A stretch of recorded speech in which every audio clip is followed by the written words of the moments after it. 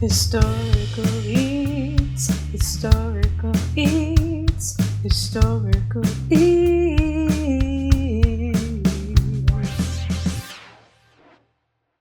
Hi everybody, and welcome back to episode 4 of Historical Eats. I'm Sophie, and I'm joined here with Dalton.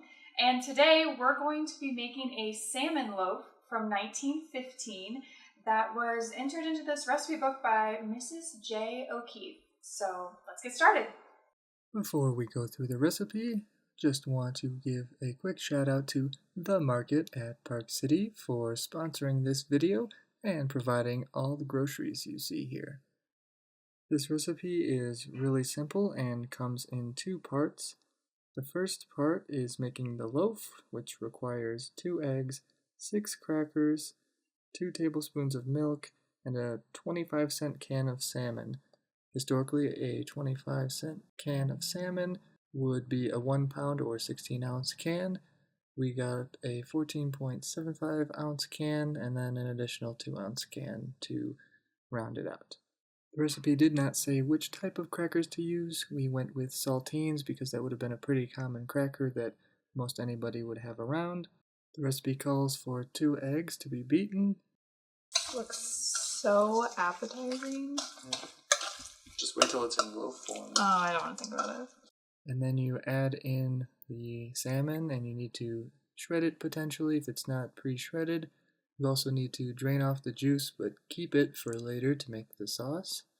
You mix all of that together and then add in a little bit of salt, pepper, and quote-unquote a little butter.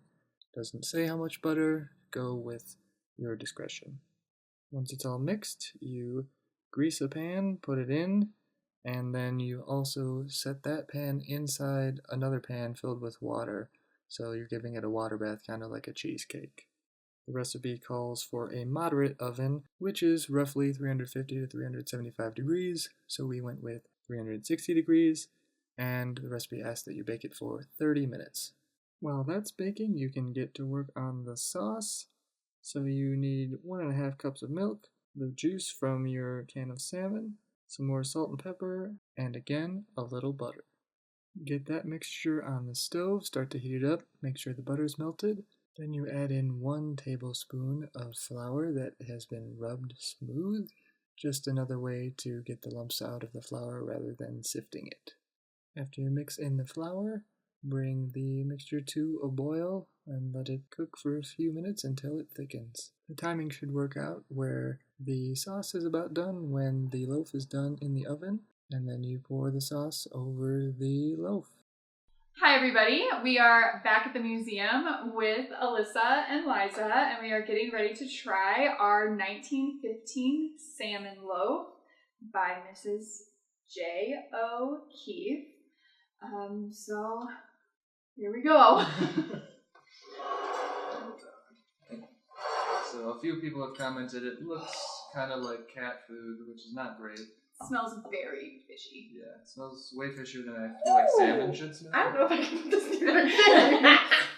Plug your nose. It kind of smells like a tuna casserole. It does, yeah. It does smell kind of like a tuna. Is it warm? It is warm.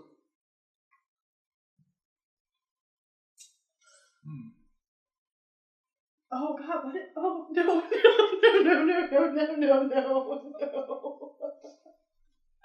Honestly, it just tastes like salmon. Yeah, I hate that. It's got a weird aftertaste though. That's loving. not good. Yeah, the aftertaste is bad. Yeah. Who did you say made this? Her name was Mrs. J. O'Keefe. Let's find her. Skinner. Oh God! This needs other stuff in It is a texture thing Yeah, and a it smell needs thing. The texture's not my favorite. No, Yeah. no. This need like if it was a casserole like with like noodles or something, maybe like some type of soup mixture to put in it to give it some flavor. It needs Maybe we should have Because given everybody a this little is literally cracker. just like salmon, crackers, butter, and eggs. We should have given everybody a saltine cracker to go with it. True. Okay, is that what that soggy thing is in there? Yeah, It's crackers. a soggy cracker. It's like this is not good. No, No, man. this is not great. But I we don't- do have I don't hate we this. do have to I'm wash gonna- everything down. I'll tell you this right now. I will rather eat. I would eat this 2 over more pink sandwich loaves over this. Really? 100%. I would rather eat this Oh, than I'd the rather pink eat this sandwich than the loaf. pink sandwich. Absolutely not. I got some crackers in that bite, and it was That's great. You put enough cream cheese on I'm that really thing? wondering what the aftertaste is. Is No, it because cream it's cheese canned is- salmon, you think? Absolutely. It's not good. The aftertaste is very bad. The initial taste, mostly okay. Aftertaste bad. But we do have locally sourced apple juice to wash this down so that it's not so disgusting. Cheers. Yes. Thank you, Red Barn from Santa Quinn. Gotta tell you, I don't think I would have had a problem with it if the smell wasn't so aggressive. It could use some mushrooms. Literally anything. You Like could just use. a veggie of something. There, Like- it's so much salmon that something needs to like. Yeah. Counter- It needs to counteract. have like a different sauce to flavor it, whether it be like some type of condensed soup or like I don't know, more spices, something. I can't believe you'd rather eat that pink sandwich loaf. I literally almost vomited on camera. That's how I felt right now. Like, the moment you opened the lid before the camera turned on, I was like, "Oh no, I don't know if I can do this." I would eat the whole sandwich loaf from episode 1.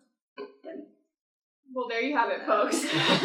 I would say this is not a recipe we will be repeating or eating at home anytime we're soon. gonna need to So- fumigate. Unless The you need to museum. feed a cat. True. It'd be great for your Oh cat. yeah, no, Great cat Muffin food will love for it. sure. So be sure to join us next time. Historical eats, historical eats, historical